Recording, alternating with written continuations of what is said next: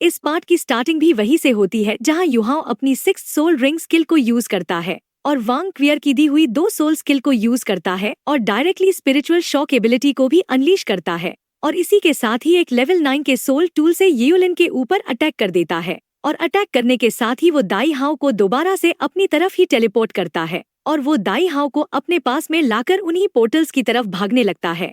और इसके कुछ ही सेकंड्स के बाद हमें वहाँ पे काफी ज्यादा ही बड़ा ब्लास्ट होने की आवाज सुनाई देती है और ये ब्लास्ट काफी ज्यादा ही खतरनाक दिखाई दे रहा था। लेकिन एंड टाइम में हमें पता चलता है कि वहाँ पे येयुलिन को किसी बंदे ने बचा लिया होता है और इसी वजह से ही येयुलिन वहाँ पे नहीं मरा था, जबकि इस तरफ युहाओ और दाई हाओ काफी दूर आ गए थे।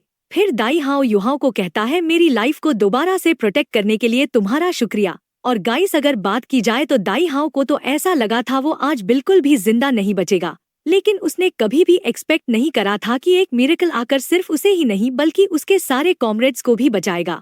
और ये तो उसे भी अच्छी तरीके से पता था अभी अभी जो कुछ भी हुआ है ये कितना ज्यादा खतरनाक था, लेकिन फिर भी उसने कभी भी नहीं सोचा था ये मिस्टीरियस बंदा इतना बड़ा रिस्क लेकर उसकी जान बचाएगा। इसीलिए वो अपने मन में कहता है, इससे पहले भी ऐसे ही किसी बंदे ने मेरी जान को बचाया था। जब भी मैं डेंजर में होता हूँ ये मिस्टीरियस पर्सन मुझे बचाने के लिए हमेशा आता है, आखिर ये कौन है? दाई हाओ तो ऐसे ही इन्हीं बातों के बारे में सोच रहा था, जबकि इस तरफ युहाओ दाई हाओ को कॉम्प्लिकेटेड लुक से देखता है। फिर युहाओ दाई हाओ को किसी जगह में छोड़कर कहता है, व्हाइट टाइगर ड्यूक मैं तुम्हारी मदद यहीं तक कर सकता हूँ। ये कहने के साथ ही वो कुछ स्पेल को पढ़ने लगता है और इसी के साथ वहाँ पर एक पोर्टल अपीयर होता है और उसी पोर्टल से दाई हाओ के सभी कॉमरेड्स और सोल्जर्स बाहर निकलने लगते हैं। हमें व्हाइट टाइगर यूक दाई हाओ को दिखाया जाता है जो कहता है, बेनिफैक्टर क्या आप हमें आपकी ट्रू अपीयरेंस को दिखा सकते हैं? आपने हमारी 2 बार मदद की है, इसीलिए फ्यूचर में आप मुझसे जो भी मांगेंगे मैं वो सब करूँगा। जिस पर युहाओ भी कहता है, तो ठीक है, ये बात तुम याद रखना। तुमने आज जो मुझसे वादा किया है ये बात तुम हमेशा याद रखना। युहाओ की इस बात को सुनकर दाई हाओ कुछ मोमेंट के लिए स्टन होता है और वो अपने मन में सोचता है, क्या मैं इस पर्सन से पहले ही मिल चुका हूँ, लेकिन आखिरकार मुझे याद क्यों नहीं आ रहा है? और गाइस इसी के साथ युहाओ दाई हाओ को कहता है, यहाँ पे ज्यादा देर तक रहना सेफ नहीं रहेगा। वो सन मून एम्पायर के लोग कभी भी यहाँ पे आ सकते हैं, इसलिए जल्दी से यहाँ से चले जाओ। ये कहने के साथ ही युहाओ इंस्टेंटली वहाँ से डिसअपियर होता है और इस चीज को देखकर सभी कॉमरेड्स युहाओ की तरफ शुक्रिया अदा करते हुए झुकते हैं। और इस तरफ थोड़ी दूर में हमें युहाओ को दिखाया जाता है जो अपनी इल्यूजन एबिलिटी को हटाते हुए गुस्से में कहता है, आखिर क्यों मैंने अपनी लाइफ को रिस्क में रखकर उसकी जान को बचाई? आखिर क्यों उसे बचाने के बाद मेरे दिल को राहत मिल रहा है? मुझे उसे बचाकर आखिर क्यों खुशी मिल रही है? इतना कहने के साथ ही वो काफी तेजी में कैंप की साइड में चला जाता है और वहाँ पर अभी भी शुयून और दाई लोली युहाओ का ही इंतजार कर रहे थे। वैसे तो उन दोनों को ये पता नहीं था कि युहाओ का कल्टीवेशन लेवल क्या है, लेकिन उन्हें ये बात तो अच्छी तरीके से पता थी युहाओ की एबिलिटी सच में काफी ज्यादा ही अच्छी है। और इसी के साथ युहाओ वहाँ पे लैंड करता है और युहाओ के लैंड करने के साथ ही दाई लोली युहाओ को पूछता है, तांग डोंग कैसा रहा? तो तांग डोंग भी जवाब देते हुए कहता है, फ्रंट लाइन का डिफेंस काफी ज्यादा ही कमजोर हो गया था, लेकिन हमारे लोग सक्सेसफुली रिट्रीट कर गए हैं। और हाँ, मैंने दूर से देखा था कि व्हाइट टाइगर ड्यूक ने भी सक्सेसफुली वहाँ से रिट्रीट कर लिया है और वो भी ठीक है। और गाइस ऐसे ही युहाओ कुछ चीजें बनाकर बता देता है और ये तो नेचुरल था कि युहाओ दाई लोली को सब कुछ सच नहीं बताएगा। और व्हाइट टाइगर ड्यूक के सेफ होने के बारे में जानने के बाद दाई लोली को भी काफी खुशी मिलती है और वो खुश होकर कहता है, ये तो काफी अच्छी बात है कि वो ठीक है, लेकिन क्या तुम्हें ये पता है कि फादर ने कहाँ पे रिट्रीट करा है? तो युहाओ भी सिर को हिलाते हुए मना करते हुए कहता है, मैं इस बारे में श्योर नहीं हूँ, लेकिन मैं इतना तो श्योर हूँ वो हमारे टेरिटरी में ही है, इसलिए अब तुम्हें चिंता करने की कोई भी जरूरत नहीं है। अब तुम अपने पावर को बढ़ाने के लिए फोकस करो। तो दाई लोली भी युहाओ की बात को मान जाता है, जबकि इस तरफ शुयून जो काफी लंबे टाइम से वहीं पे खड़ी थी वो ये कहते हुए वहाँ से निकल जाती है। जबकि व्हाइट टाइगर ड्यूक अभी ठीक है, तो मैं भी काफी खुश हूँ, तुम दोनों अब बात करो, मैं यहाँ से इन्फॉर्मेशन ढूंढने के लिए जा रही हूँ। ये कहने के साथ ही वो वहाँ से निकल जाती है। और गाइस अगर बात की जाए तो जब से युहाओ ने लेवल 70 पर ब्रेक थ्रू किया है उसकी सोल पावर और भी तेजी में इंक्रीज होने लगी थी। वैसे तो अभी उसके पास हाओ डोंग पावर नहीं है, लेकिन फिर भी उसकी करंट कल्टीवेशन के हिसाब से युहाओ अगले 5 सालों में मिनिमम लेवल 80 पर तो ब्रेक थ्रू कर ही लेगा। वैसे अगर बात की जाए तो अभी युहाओ 20 साल का भी नहीं हुआ है और अगले 5 सालों में शायद युहाओ सिर्फ 24 साल का ही होगा। और इतने कम सालों में वो टाइटल डुलियो के नजदीक भी होगा। और फिर ऐसे ही कुछ ही टाइम में 3 दिन तुरंत ही बीत जाते हैं। और पास्ट के इन दिनों में युहाओ ने ज्यादा कुछ काम भी नहीं करा था। शुयून के बॉडीगार्ड बनने के बाद उसका और दाई लोली का काम सिर्फ शुयून को फॉलो करना ही था, और वो दोनों शुयून के साथ मीटिंग में ही जाया करते थे। इसलिए युहाओ के पास कल्टीवेशन करने के लिए काफी ज्यादा ही टाइम हुआ करता था, और वो ऐसे ही काफी सारे टाइम कल्टीवेशन में ही बिताया करता था। और अगर उसकी आइडेंटिटी रिवील होने की बात की जाए तो शुयून ने इस बारे में युहाओ से बिल्कुल भी नहीं पूछी थी। और दाई लोली की मार्शल सोल अवेक होने के बाद युहाओ की गाइडेंस के चलते दाई लोली लेवल 40 में पहुंचने ही वाला था, और वो 4th सोल रिंग को हासिल करने के बाद वो भी एक सोल एंसेस्टर बनने वाला था। और अगर बात की जाए तो शुयून भी दाई लोली को नहीं बुलाती थी, इसलिए दाई लोली भी सिर्फ कल्टीवेशन में ही ध्यान देता था, और सिर्फ वो अपने पावर बढ़ाने में ही फोकस करता था। और इस चीज को देखकर युहाओ भी काफी खुश होता था, क्योंकि एटलीस्ट उसका younger brother hard working person था। इसकी वजह से युहाओ की हार्डवर्क वेस्ट नहीं गई थी। और ऐसे ही दूसरी बार 3 दिन बीतते हैं, और इन दिनों में सभी तरफ सिक्योरिटी को काफी ज्यादा ही टाइट कर दिया गया था। और इसी के साथ हमें दाई लोली को दिखाया जाता है, जो परेशान होकर कहता है अभी तक सन मून एम्पायर की तरफ से कोई भी मूवमेंट देखने को नहीं मिली है। ऑलरेडी 7 दिन बीत चुके हैं, और इन 7 दिनों में सन मून एम्पायर ने दोबारा से अटैक नहीं करा है। मुझे उन लोगों का इंटेंशन बुरा लग रहा है, वो लोग काफी ज्यादा ही मिस्टीरियस बनते ही जा रहे हैं। दाई लोली की इस बात को सुनकर युहाओ के दिमाग में कुछ चीजें याद आने लगती है, और वो काफी ज्यादा ही शॉक्ड होकर कहता है नहीं, ये तो मत कहना कि सन मून एम्पायर कुछ गलत करने वाला है। दाई लोली तुम अपनी कल्टीवेशन में फोकस करो, मैं जाकर चेक करता हूँ। युहाओ की इस बात को सुनकर दाई लोली कहता है ब्रदर तांग डोंग तुम क्या करने वाले हो? क्या तुम फ्रंट लाइन में जाकर देखने वाले हो? अगर तुम यहाँ से जाओगे तो तुम्हें डिटेक्शन सोल टूल की मदद से पकड़ लिया जाएगा, और तुम इस चीज से बच के भी नहीं जा पाओगे, और तुम्हें इस चीज से बचने के लिए काफी ज्यादा ही मुश्किल होगी, इसीलिए तुम रिस्क मत लो। और गाइस अगर बात की जाए तो रिसेंटली युहाओ और दाई लोली के बीच का रिलेशन काफी ज्यादा ही अच्छा हो चुका था। 7 दिन पहले के वॉर के बाद युहाओ ने दाई लोली को पीटना बंद कर दिया था, और युहाओ ने दाई लोली को सिर्फ कल्टीवेशन सिखाने में ही फोकस करा था। इसीलिए दाई लोली के लिए युहाओ सिर्फ टीचर ही नहीं बल्कि उसके लिए काफी अच्छा दोस्त भी बन चुका था। इसलिए ही वो युहाओ को डेंजर हालात में देखना नहीं चाहता था। उससे भी बढ़कर दाई लोली और शुयून युहाओ को ऐसे देखते थे जैसे कि युहाओ को दाई हाओ यानी व्हाइट टाइगर ड्यूक ने ही भेजा हो उन दोनों की मदद करने के लिए। वैसे भी ये तो सच है कि उसने उन दोनों की कल्टीवेशन में काफी ज्यादा ही मदद करा है, इसलिए वो दोनों युहाओ को टीचर और दोस्त के रूप में ही देखते थे। प्रॉब्लम सिर्फ इतनी ही थी कि युहाओ अभी काफी ज्यादा ही छोटा था। और फिर हमें युहाओ को दिखाया जाता है जो एक स्माइल के साथ कहता है यंगर ब्रदर दाई लोली तुम चिंता मत करो, मैं ठीक रहूंगा, मैं सिर्फ देखने के लिए ही जा रहा हूँ। तो दाई लोली भी कहता है तब तो ठीक है, मैं भी तुम्हारे साथ ही जाऊंगा। जिसे सुनकर युहाओ हैरान होते हुए कहता है क्या तुम मेरे साथ जाओगे?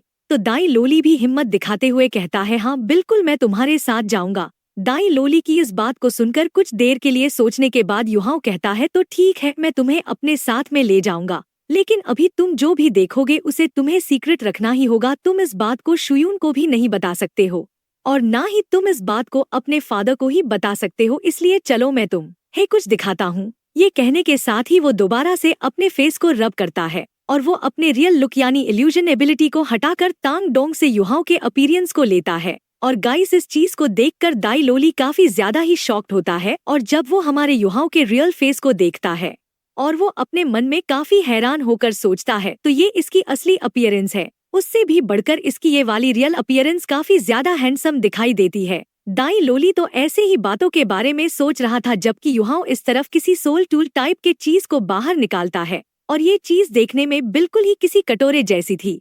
फिर युहाओ उसी कटोरे के अंदर पानी के साथ सिल्वर इंक को मिक्स करता है, जिसे देखकर दाई लोली हैरान होकर कहता है आखिर तुम पानी और सिल्वर इंक को क्यों मिक्स कर रहे हो? इसकी मदद से तो हम हमारी डीएनए को चेक करके रिलेशनशिप के बारे में ही पता कर सकते हैं। आखिर तुम इससे मेरे साथ क्या करने वाले हो? दाई लोली की इस बात को सुनकर युहाओ कुछ भी जवाब नहीं देता, बस युहाओ एक स्माइल के साथ एक नीडल को समन करता है, और वो उसी नीडल को यूज करते हुए अपने हाथ में छोटा सा छेद करता है, और इसकी वजह से युहाओ की हाथों से खून की बूंद उसके अंदर गिरती है। और फिर युहाओ उस नीडल को दाई लोली को पास करते हुए कहता है अब तुम ट्राई करो, जिसे देखकर दाई लोली काफी ज्यादा ही हैरान होता है, और दाई लोली काफी हैरानी और कॉम्प्लिकेटेड लुक से कहता है क्या तुम ये टेस्ट करने की कोशिश कर रहे हो कि क्या हम दोनों ब्लड रिलेटेड हैं या नहीं?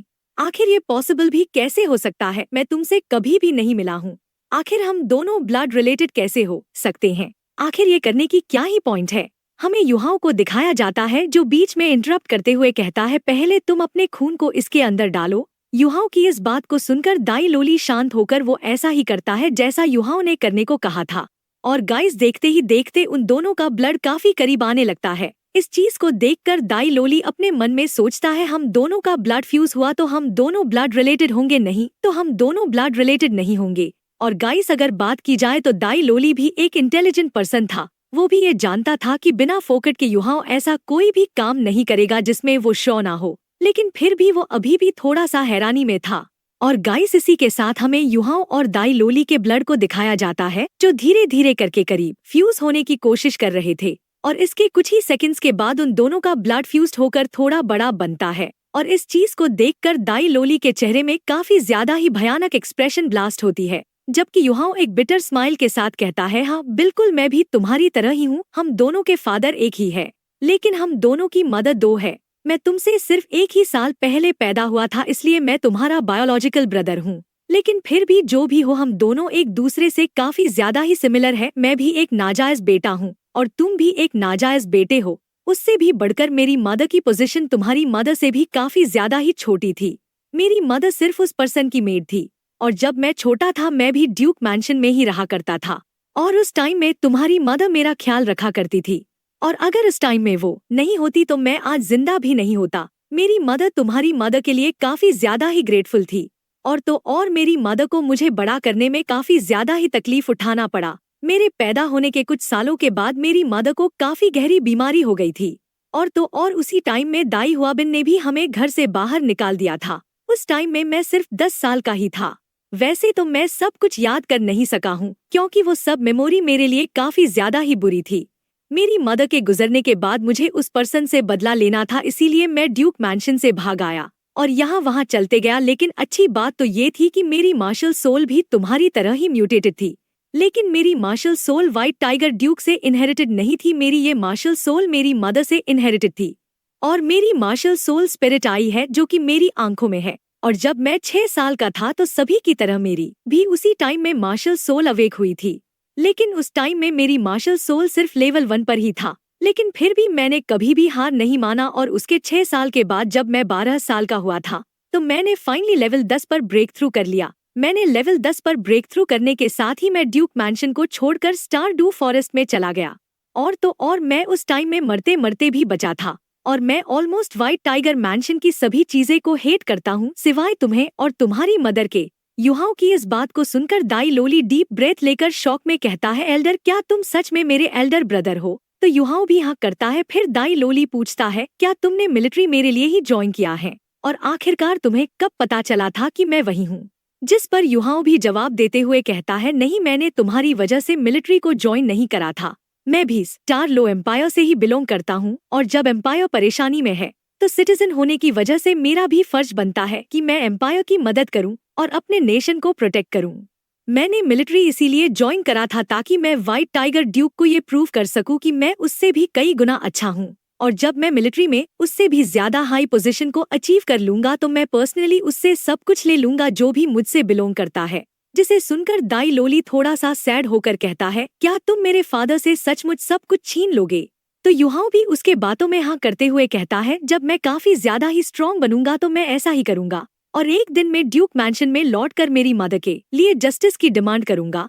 और युहाओं की इस बात को सुनकर दाई लोली भी समझ जाता है और वो युहाओं को एल्डर ब्रदर कहता है। और गाइस, अगर बात की जाए तो युहाओं ड्यूक मैंशन को छोड़कर आए हुए भी काफी लंबा टाइम हो चुका था, और इन सालों में युहाओं के पास अपने रिलेशन का कोई भी नहीं था। इसलिए उसने श्रेक और तांग सेक्ट को ही अपने घर यानी अपने फैमिली माना था। लेकिन फिर भी ऐसा करने से युहाओं को उतना ज्यादा खुशी भी नहीं मिला था, क्योंकि वहाँ रह रहे हुए सभी के पास अपने अपने फैमिली मेंबर्स थे, लेकिन सिर्फ युहाओं के पास ही फैमिली मेंबर्स नहीं थी। वैसे तो युहाओं के पास भी उसका फादर और उसका ब्रदर है, लेकिन फिर भी उसके फैमिली मेंबर होने के बाद भी उसे अनाथ की तरह जीना पड़ रहा था। और गाइस, इसी के साथ हमें दाई लोली को दिखाया जाता है जो युहाओं की इन बातों को सुनकर समझ गया था उसने कितना ज्यादा सफर करा है। और इस टाइम में दाई लोली के मन में सिर्फ यही क्वेश्चन चल रहा था, आखिर इतने साल उसने कैसे सरवाइव किया होगा। और उससे भी बढ़कर हर एक सोल मास्टर को सोल रिंग लेने के लिए सोल बीस्ट को हंट करना भी पड़ता है। और आखिरकार उसने इतने सारे डेंजर को कैसे हैंडल किया होगा। फिर दाई लोली युहाओ से पूछता है, एल्डर ब्रदर आपने आपकी फर्स्ट सोल रिंग को कैसे लिया था। तो युहाओ भी जवाब देते हुए कहता है, कुछ चीजें तुम्हें जानने की कोई भी जरूरत नहीं है, तुम्हें कभी ना कभी तो इस चीज के बारे में पता चल ही जाएगा। मैं तुम्हें अभी इन बातों के बारे में इसीलिए बता रहा हूँ ताकि तुम मुझे पूरी तरीके से ट्रस्ट करो और आज से तुम सिर्फ मुझे ही फॉलो करोगे। मैं तुम्हें जितना हो सके उतना जल्दी काफी स्ट्रॉन्ग बना दूंगा। एटलीस्ट दाई योहेंग और दाई हुआबिन से तो काफी गुना ज्यादा तुम्हें पावरफुल बना दूंगा। युहाओ ये कहने के साथ ही वो दोबारा से इल्यूजन एबिलिटी को यूज करके तांग डोंग की अपीयरेंस ले लेता है और वो कहता है, मैं अभी तांग डोंग हूँ, मेरी आइडेंटिटी और बैकग्राउंड के बारे में किसी को भी मत बताना। और हाँ, पिछले कुछ दिनों से मुझे काफी ज्यादा ही अनकंफर्टेबल फील हो रहा था। सन मून एम्पायर पक्का से ही कुछ गलत करने वाला है। इतना कहने के साथ ही युहाओ दाई लोली को लेकर सिटी वॉल में जाने लगता है और कुछ डिस्टेंस में आने के बाद दाई लोली कहता है, एल्डर ब्रदर अब हम सिटी वॉल से कैसे बाहर जाएंगे, यहाँ की सिक्योरिटी तो काफी ज्यादा ही टाइट है। जिस पर युहाओ जवाब देते हुए कहता है, सन मून एम्पायर की तुलना में यहाँ की सिक्योरिटी कुछ भी नहीं है। इस लेवल की सिक्योरिटी हमें यहाँ पे रोक नहीं सकेगी। और क्या तुम पहले कभी उड़े हो? चलो अब मैं तुम्हें एक्सपीरियंस कराऊंगा आखिर उड़ना कैसा होता है। और गाइस, कभी दाई लोली के पास फोर्थ सोल रिंग भी नहीं आया था, इसलिए उसके पास कोई भी फ्लाइंग टाइप एबिलिटी नहीं थी और ना ही वो फ्लाइंग टाइप सोल टूल को ही यूज कर सकता था। इसीलिए ये तो नेचुरल था कि दाई लोली अभी तक आसमान में नहीं उड़ा है। और गाइस, इसी के साथ हमें युहाओ को दिखाया जाता है जो स्पिरिचुअल पावर से दाई लोली को कुछ करता है और इसी के साथ दोनों ही लोग आसमान में काफी तगड़े तरीके से उड़ने लगते हैं। और दाई लोली अपने आप को आसमान में उड़ता देख घबराते हुए चिल्लाते हुए कहता है, नहीं कोई तो बचाओ। और गाइस, उसने ये इसीलिए कहा था क्योंकि वो कुछ ज्यादा ही सडन किया गया था। फिर वो जब शांत होकर युहाओ को देखता है तो युहाओ ने किसी भी तरीके की फ्लाइंग टाइप सोल टूल को नहीं यूज करा था। और इस चीज को देखकर तो दाई लोली काफी ज्यादा ही शॉक होकर मन में कहता है, इसका मतलब क्या मेरा elder brother already soul saint बन चुके हैं, यानी लेवल 70 पर ब्रेक थ्रू कर सके हैं। फिर दाई लोली शॉक होकर कहता है, एल्डर ब्रदर तुमने तो बताया था ना कि तुम मेरे से सिर्फ 1 ही साल के बड़े हो, लेकिन आखिर तुम्हारी कल्टीवेशन इतनी ज्यादा कैसे है। जिस पर युहाओ भी जवाब देते हुए कहता है, चिंता मत करो, क्या तुमने पहले मेरे रियल लुक को नहीं देखा है। जिसे सुनकर दाई लोली भी कहता है, एल्डर ब्रदर तुम तो सच में काफी बड़े जीनियस हो। जिस पर युहाओ श्रेक के मोटोस को यूज करते हुए कहता है, नहीं मैं जीनियस नहीं, मैं एक मॉन्स्टर हूँ। ये कहने के साथ कि युहाओ दाई लोली को काफी ऊपर लेकर आता है और फिर ये कहता है, क्या तुम कुछ एक्साइटिंग चीजें करना चाहोगे। तो दाई लोली भी युहाओ की उन बातों में हाँ करता है और जैसे ही दाई लोली युहाओ की बातों के ऊपर हाँ करता है, युहाओ दाई लोली को 1000 फीट ऊपर से दाई लोली को नीचे फेंक देता है और इसकी वजह से दाई लोली काफी तेजी में जमीन में गिरने लगता है। और तो ये चीज कुछ ज्यादा ही जल्दी में किया गया था, इसलिए इस चीज के ऊपर दाई लोली रिएक्ट भी नहीं कर पाता। इसकी वजह से ही इस टाइम में दाई लोली इसके लिए पूरी तरीके से रेडी भी नहीं था, इसलिए वो काफी ज्यादा ही घबराकर काफी जोरों से चिल्लाता है। और इस टाइम में दाई लोली इतना ज्यादा घबरा चुका था, वो पैंट में ही सुसु करने वाला था। फिर दाई लोली घबराते हुए कहता है, आखिर क्यों तुम मुझे चोट पहुंचाना चाहते हो। ये कहने के साथ ही दाई लोली डेस्परेट लुक को रिवील करता है। और गाइस, अगर बात की जाए तो उसने कभी भी नहीं सोचा था कि वो यहाँ पे इस तरीके से मरने वाला होगा। और इसके साथ दाई लोली धीरे धीरे करके अपनी आंखों को बंद करने लगता है, जैसे कि उसने अपनी मौत को स्वीकार कर लिया हो। लेकिन उसकी पूरी तरीके से आंख बंद करने से पहले ही युहाओ उसे दोबारा से पकड़ लेता है और वो एक स्माइल के साथ कहता है, क्या ये एक्साइटिंग नहीं था। और युहाओ की इस बात को सुनकर दाई लोली युहाओ की तरफ मुड़कर देखता है, जहाँ पर युहाओ उसको देखते हुए एक स्माइल को पास कर रहा था, जिसे देखकर दाई लोली गुस्से में चिल्लाते हुए कहता है, तुम अभी मुझे मारने वाले थे। जिस पर युहाओ एक स्माइल के साथ कहता है, क्या तुमने ये पहले नहीं कहा था कि तुम कुछ एक्साइटिंग करना चाहते हो। तुम अभी भी जमीन से 1000 मीटर ऊपर हो, लेकिन तुम अभी ही इतना ज्यादा घबरा चुके हो। अगर मैंने तुम्हें जमीन के करीब पहुंचने के बाद ही पकड़ा होता तो तुम तो हार्ट अटैक के मारे मर ही जाते। जिसे सुनकर दाई लोली भड़कते हुए कहता है, क्या तुम सच में पागल हो गए हो। आखिर वो किस तरीके की एक्साइटमेंट थी, मैं इसमें मर भी सकता था। क्या तुम सच में मेरे कोई ब्रदर भी हो। तो युहाओ भी उसकी बातों के ऊपर सिर हिलाते हुए कहता है, ऑफ कोर्स मैं तुम्हारी ब्रदर ही हूँ। ये कहने के साथ ही दोनों ही सन मून एम्पायर की तरफ काफी तेजी में जाने लगते हैं और इस टाइम में सन मून एम्पायर और भी ज्यादा ग्रो कर चुकी थी। और गाइस, इसी के साथ हमें युहाओ को दिखाया जाता है जो स्पिरिचुअल डिटेक्शन को रिलीज करता है और स्पिरिचुअल डिटेक्शन को रिलीज करने के साथ ही युहाओं की एक्सप्रेशन शॉक्ड हो गए थे। वो कुछ टाइम के लिए कुछ भी बोल नहीं पाता है। फिर युहाओं हड़बड़ाते हुए कहता है, लोली मुझे डर है कि अब तुम तुम्हारी आइडेंटिटी को और ज्यादा सीक्रेट नहीं रख पाओगे। हम यहाँ से लौटने के साथ ही तुम्हें तुम्हारे फादर को ढूंढने के लिए जाना होगा। सन मून एम्पायर ने कुछ ज्यादा ही बड़ा प्लान करा है। उन लोगों के टारगेट में हम लोग आ चुके हैं। और क्या तुम्हें पता है अभी मैंने क्या देखा है? और इसी सस्पेंस के साथ ये एपिसोड यहीं पर एंड होता है। और अगले एपिसोड की एक्सप्लेनेशन आपको जल्द से चाहिए तो आप इस वीडियो में 4000 लाइक और कमेंट में नेक्स्ट पार्ट लिख दो। तब के लिए बाय बाय, टेक केयर।